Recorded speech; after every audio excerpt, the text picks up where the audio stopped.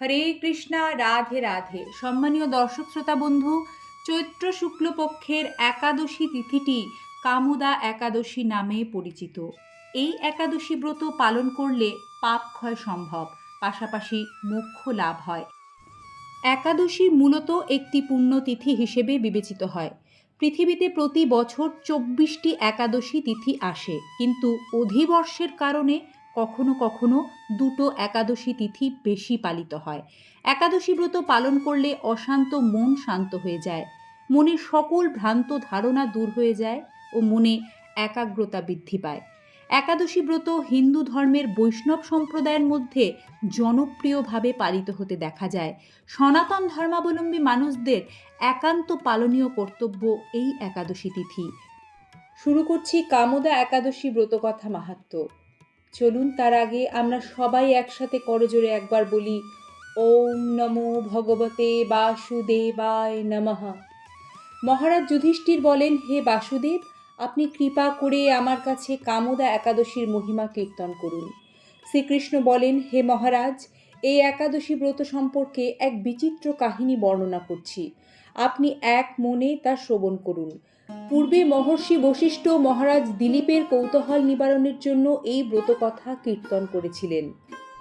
ঋষি বশিষ্ঠ বলেন, হে মহারাজ, কামোদা একাদশী তিথি পাপ নাশক ও পুণ্যদায়িনী। পূর্বে মনোরম নাগপুরে স্বর্ণ নির্মিত গৃহে বিষধর নাগেরা বাস করত। তাদের রাজা ছিলেন পুণ্ডরীক। গন্ধর্ব, কিন্নর ও অপ্সরাদের দ্বারা তিনি সেবিত হতেন। সেই পুরী মধ্যে অপ্সরা শ্রেষ্ঠ ললিতা ও ললিত নামে গন্ধর্ব স্বামী স্ত্রীরূপে ঐশ্বর্যপূর্ণ এক গৃহে পরম সুখে দিন যাপন করতেন। একদিন পুণ্ডরীকের রাজসভায় ললিত একা গান করছিলেন। এক সময় গান করতে করতে হঠাৎ তার ললিতার কথা মনে পড়ল। ফলে সঙ্গীতের স্বর, লয়, তাল, মানের বিপর্যয় ঘটল। তাল কেটে গেল, ছন্দ কেটে গেল। কর্কটক নামে এক নাগ ললিতের মনের ভাব বুঝতে পারল। বিষয়টি সে পুণ্ডরীক রাজার কাছে জানায়।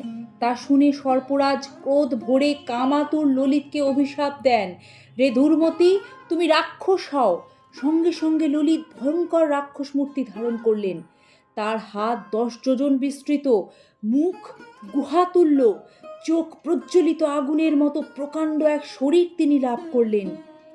ললিতের এরকম ভয়ঙ্কর রাক্ষস শরীর দেখে ললিতা মহা দুঃখে চিন্তায় ব্যাকুল হলেন।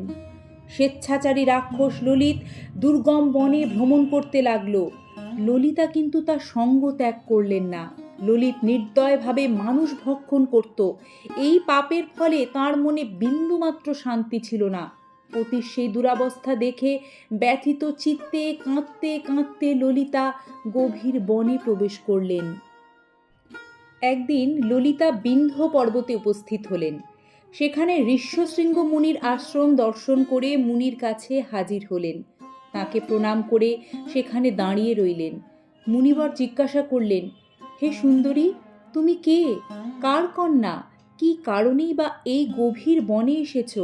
উত্তরে ললিতা বললেন, হে প্রভু, আমি বীরধন্যা গন্ধর্বের কন্যা।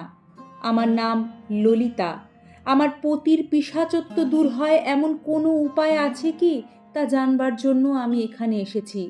তখনই ঋষি বললেন, চৈত্র মাসে শুক্লপক্ষে কামোদা নামে যে শ্রেষ্ঠ একাদশী আছে, তুমি সেই ব্রত যথাবিধি পালন করো। এই ব্রতের পুণ্য ফল তোমার স্বামীকে অর্পণ করলে তৎক্ষণাৎ তার সমস্ত পাপ বিনষ্ট হবে। মুনির কথা শুনে ললিতা আনন্দ সহকারে কামোদা একাদশী পালন করলেন। তারপর ব্রাহ্মণ ও বাসুদেবের সামনে প্রতির উদ্ধারের জন্য বললেন, আমি যে কামোদা একাদশীর ব্রত পালন করেছি তার সমস্ত ফল আমার পতির উদ্দেশ্যে অর্পণ করলাম। এই পুণ্যের প্রভাবে আমার পতি পিশাচত্ব দূর হোক। এই কথা উচ্চারণ মাত্রই ললিত শাপ মুক্ত হয়ে দিব্য দেহ প্রাপ্ত হল। পুনরায় গন্ধর্ব দেহ লাভ করে ললিতার সঙ্গে মিলিত হলেন। হে মহারাজ দিলীপ, এই ব্রত যত্ন সহকারে সকলেরই পালন করা কর্তব্য। এই ব্রত ব্রহ্মহত্যা, পাপ বিনাশক এবং পিশাচত্ব মোচনকারী। এই ব্রত কথা শ্রদ্ধাপূর্বক পাঠ ও শ্রবণে বাজপেয় যজ্ঞের ফল লাভ হয়।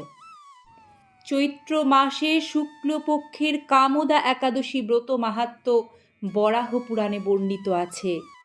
প্রতি বছর কামদা একাদশী তিথি চৈত্র মাসে পড়লেও চলতি বছরে এই তিথিটি বৈশাখ মাসে পড়ে গিয়েছে। এই তিথিতে সকালে উঠে স্নানের পর স্বচ্ছ পোশাক পরিধান করে ভগবান বিষ্ণুকে স্মরণ করে ব্রত সংকল্প নিন। পুজো করার জন্য কাঠের চৌকিতে লাল কাপড় বিছিয়ে বিষ্ণুর প্রতিমা স্থাপন করুন। এরপর প্রতিমার সামনে এক কলস জল, অক্ষত, তিল ও রলি মিশিয়ে নিন। দুধ, পঞ্চামৃত ও তিল নিবেদন করুন শ্রী হরি বিষ্ণুকে। বিষ্ণুর পুজোয় হলুদ ফুল ব্যবহার করবেন। ঘিয়ের প্রদীপ প্রজ্বলিত করে লক্ষ্মী নারায়ণের স্মরণ করুন। বিষ্ণুর আরতি করে মন্ত্র জপ করুন ও অবশেষে ব্রত কথা পাঠ ও ব্রতের মাহাত্ম্য শুনে পুজো সম্পন্ন করুন।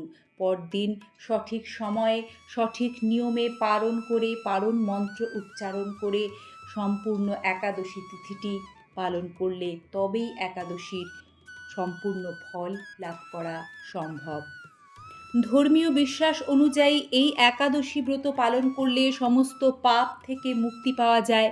পিতৃপুরুষের যে দোষ থাকে সেটিরও একটা মুক্তি ঘটে। এই একাদশী তিথি আবার মোক্ষপ্রাপ্তি একাদশী নামেও পরিচিত। শাস্ত্র মতে এই একাদশী ব্রত 100 যজ্ঞের সমান ফল প্রদান করে। পাশাপাশি ব্যক্তি ব্রহ্মবধ দোষ থেকেও মুক্তি পায়। এছাড়াও ব্যক্তির করে থাকা সমস্ত পাপ কার্য বিনাশ হয়। মনে, দেহে, মস্তিষ্কে ভগবানের প্রতি আনুগত্য, ইতিবাচক ভাবনা তৈরি হয়। সনাতন হিন্দু ধর্মের আদি রীতিনীতি শাস্ত্রীয় বিধানের সাথে জড়িয়ে আছে বৈজ্ঞানিক ব্যাখ্যা। একাদশী ব্রত উপবাসের প্রাথমিক উদ্দেশ্য হল মন ও শারীরিক ইন্দ্রিয়গুলির ওপর নিয়ন্ত্রণ লাভ করা এবং আধ্যাত্মিক উন্নতির দিকে পরিচালিত করা। এছাড়াও উপবাসের সাথে যুক্ত বেশ কিছু স্বাস্থ্য উপকারিতাও রয়েছে। একাদশীর দিন সূর্যোদয় থেকে পরের দিন সূর্যোদয় পর্যন্ত এই বিরতির সময়কাল উচ্চ প্রোটিন ও কার্বোহাইড্রেট যুক্ত খাবার যেমন রবিশস্যের পরিবর্তে শুধুমাত্র ফল, শাকসবজি ও দুগ্ধজাত পণ্য খাওয়া হয়। একাদশী ব্রত পালন করলে দেহে রোগ প্রতিরোধ ক্ষমতা বৃদ্ধি পায়, এটা বৈজ্ঞানিকভাবে প্রমাণিত। আজ এ পর্যন্তই। হরে কৃষ্ণা, রাধে রাধে।